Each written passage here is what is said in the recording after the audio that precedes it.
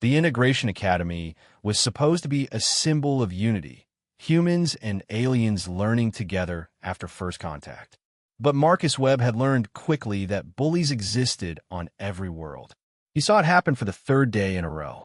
The Velkarn girl, Shurare, navigating the main stairwell with her echolocation clicks.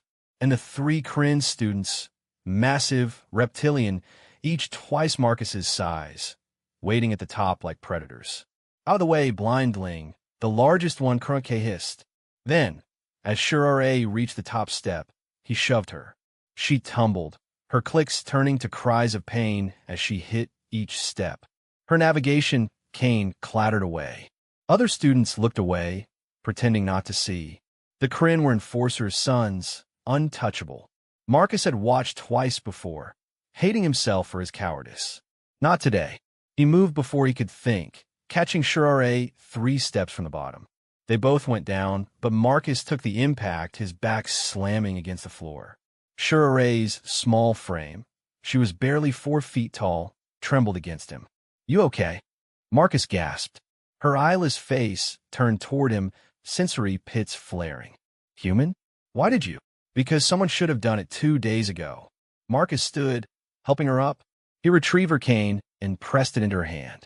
"Stay behind me." Kronhe descended the stairs, his 2 friends flanking him. Up close, they were terrifying, armored scales, claws that could disembowel, jaws that could crush bone. Marcus was 5'9" and 160 pounds. They were monsters. "Stupid human," Kronhe growled. "You just made a big mistake. The mistake is yours." Marcus's voice didn't shake, though his heart hammered. "Touch her again, and you'll regret it."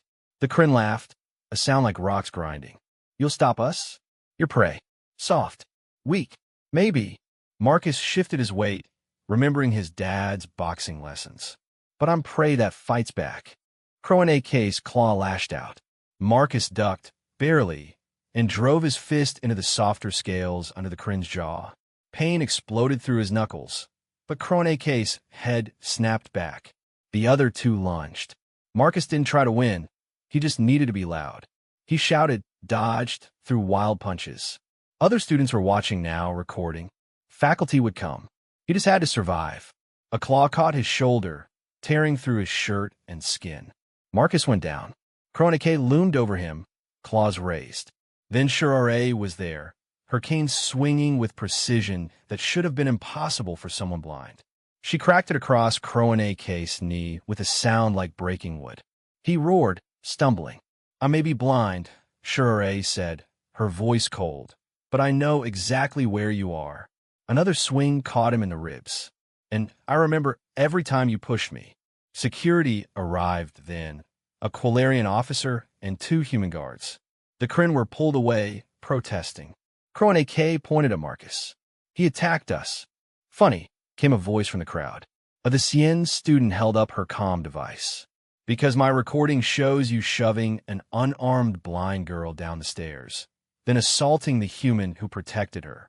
Other students murmured agreement, devices raised. The evidence was overwhelming. The Quilarian officer's quills rattled with anger. "You 3, detention hall. Now, and I'll be contacting your parents about expulsion hearings." As they were led away, Kronhe snarled at Marcus. "This isn't over, human." "Yeah, it is," Marcus said, "because now everyone knows what you are." The nurse patched Marcus's shoulder in the medical bay. Shurare sat beside him, clicking softly. "You're an idiot," she said finally. "Probably. They could have killed you. Kryn are apex predators. Humans are." She paused, searching for words. "Weak," Marcus suggested. "I was going to say brave." Shurare's sensory pits focused on him. "My people have a saying, strength is born from necessity, but courage is a choice. You chose.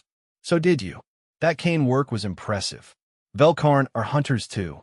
We just hunt differently." She clicked, mapping his face. "Your species is strange.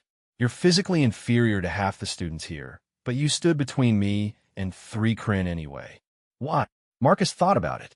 "Because on Earth, we have another saying. The only thing necessary for evil to triumph is for good people to do nothing. I was done doing nothing. Your planet must be interesting."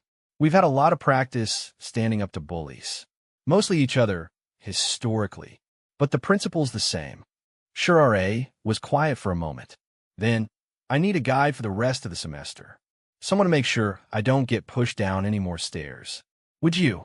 Yeah, Marcus said immediately. I've got your back. And I've got yours. She tapped her cane. I'm very good at hitting things. Marcus laughed, wincing as the motion pulled his stitches. We're going to be a weird team. The best ones usually are. Outside the medical bay, other students passed by, humans and aliens alike. More than one nodded at Marcus with something like respect. Word was spreading. The human who said enough. The boy who stepped between a bully and his victim, even though he knew he'd lose. Sometimes, Marcus thought, that's all it took. One person willing to stand. One person saying no. Even if that person was small, soft, and prey.